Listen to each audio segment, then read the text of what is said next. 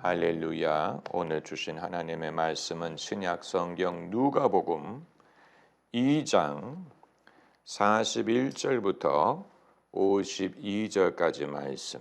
그 부모가 해마다 유월절을 당하면 예루살렘으로 가더니 예수께서 12살 될 때 저희가 이 절기의 전례를 쫓아 올라갔다가 그 날들을 마치고 돌아갈 때 아이 예수는 예루살렘에 머무셨더라.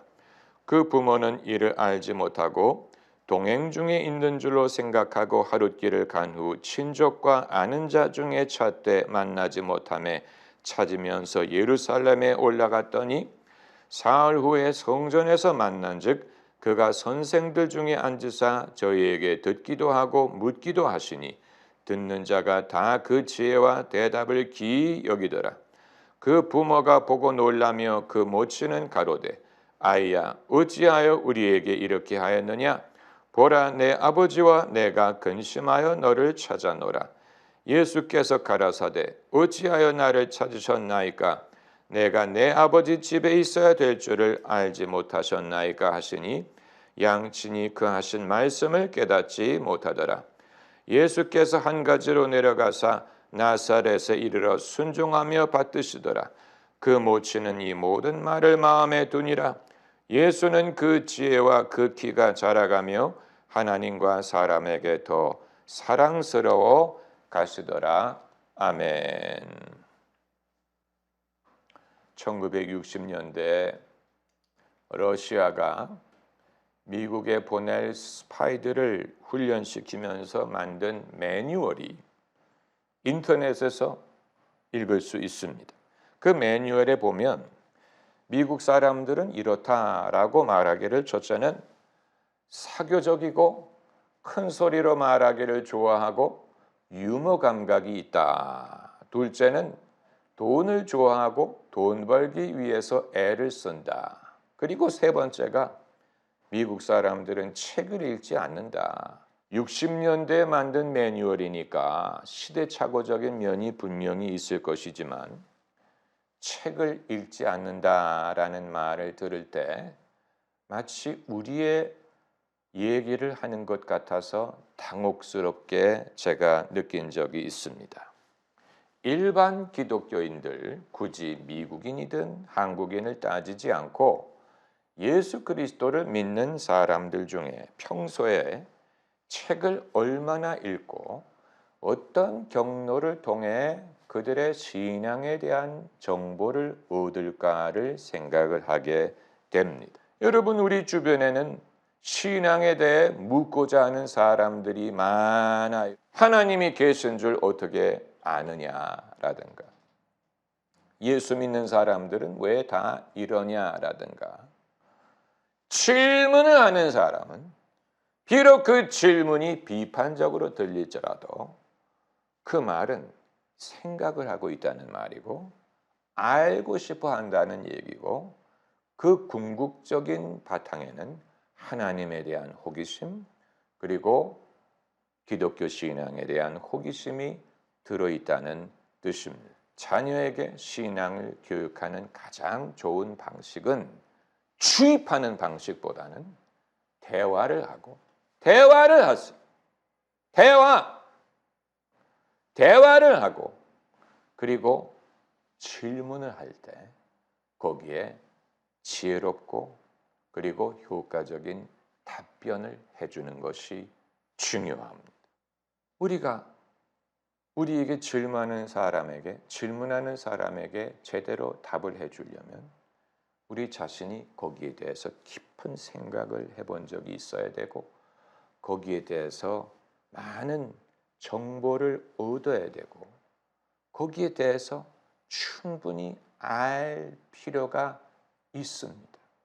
그런데 만일 60년대 러시아인들이 미국인에 대해서 말할 때 미국인들은 평소에 책을 안 읽는다라고 한 것처럼 만약에 불신자들이 기독교인에 대해서 말할 때 교회 다니는 사람들 책 별로 안 읽어 라고 생각한다면 그것처럼 당혹스러운 일은 없을 것입니다. 그렇다면 우리 인생의 가장 중요한 이 신앙에 대해서 그 정보를 어디에서 얻는다는 얘기입니까?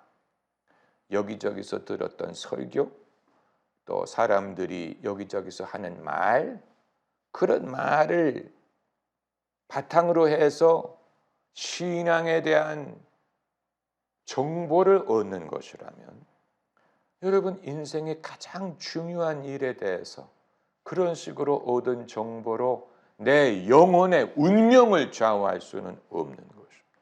중요한 만큼 우리는 깊이 생각하고 알 만큼 알아야 돼. 진리를 알지니 진리가 너희를 자유케 하리라. You shall know the truth, and the truth shall set you free. 진리가 너희를 자유하게 하는 게 아니고 진리를 아는 것이 너희를 자유케 한다고 했어.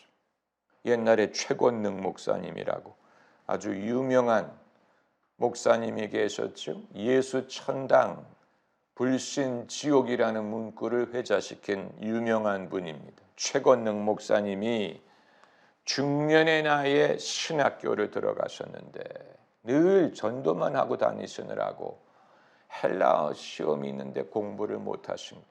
내일이 헬라어 시험인데 공부한 건 없고, 그래가지고 최건능 목사님이 어떻게 했느냐면 철야 기도를 했어요.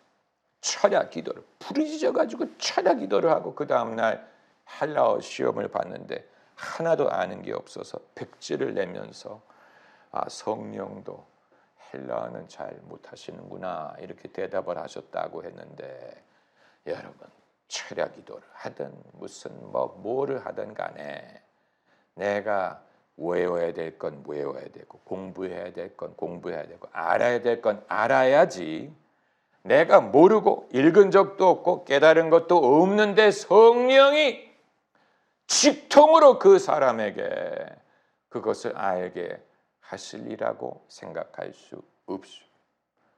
그러니까 우리는 예언의 은사를 믿고 하나님의 말씀 대언하는 것을 믿지만, 아무리 예언의 은사가 있더라도 내가 모르는 것, 내가 미처 터득하지 못한 것, 이것까지 성령이 채워주면서 예언하게 하신다고 보지 않습니다. 오늘 본문 말씀은 우리가 잘 아는 예수님이 12살 됐을 때 양친 부모와 예루살렘에 올라갔다가 이제 예루살렘 성전에 올라갔다가 고향으로 돌아가는데 예수님이 예루살렘에 남았어요. 그런데 부모는 그걸 모르고 하루길을 가다가 아이 예수가 없는 것을 보고 부랴부랴 예루살렘으로 돌아가서 예수님을 찾아서 사흘 후에 성전에서 예수님을 찾는다라는 줄거리입니다. 찾아보니 예수님이 선생들 틈에 앉아서, 상상을 해보세요. 12살 난 소년이 선생들 틈에 앉아서 듣기도 하고 묻기도 하고 계셨다. 마리아가 아이야 어찌하여 우리에게 이렇게 하였느냐 했더니 소년 예수님이 뭐라고 답했냐면, 내가 내 아버지 집에 있어야 할 줄 알지 못하셨나이까. 그 성경 구절에 난하주를 보면 그 구절을 이렇게 번역할 수 있다라고 그 대체 번역을 써놨어요. 난하주를 보면 혹 내 아버지의 일에 관계하여야 할 줄을 알지 못하셨나이까. 그 말은 성경 번역에 따라서 어떤 번역은 내가 내 아버지 집에 있어야 할 줄 알지 못하셨나이까 라고 번역을 했는데, 어떤 번역은 내가 내 아버지의 일에 관계해야 될 줄을 알지 못하셨나이까. 그 이유는 헬라어 원어에는 내 아버지의 그것에 라고 써 있는 것을 사람들이 그거 어떻게 번역을 할까? 아버지의 집이라는 뜻일 거야 라고 번역을 하든가 아버지의 일일 것이다 라고 번역을 했기 때문에 차이가 있는 것입니다. 그렇기 때문에 개역 성경에는 내 아버지 집에 있어야 될 줄 알지 못하셨나이까 라고 번역했는데, 어떤 번역은 내 아버지 일에 관여해야 할 줄을 알지 못하셨나이까? 라고 번역을 했다는 얘기입니다. 저는 내 아버지 일에 my father's work, my father's business, 내 아버지 일에 관여해야 할 줄 알지 못하셨나이까? 라는 번역이 더 성경적일 것이라고 봅니다. 우리는 두 가지 교훈을 얻을 수 있습니다. 첫째는 우리 모두는 하나님의 일에 관여해야 된다는 사실. 그리고 둘째는 하나님의 일이 반드시 외적으로 바빠 보일 필요는 없다는 사실.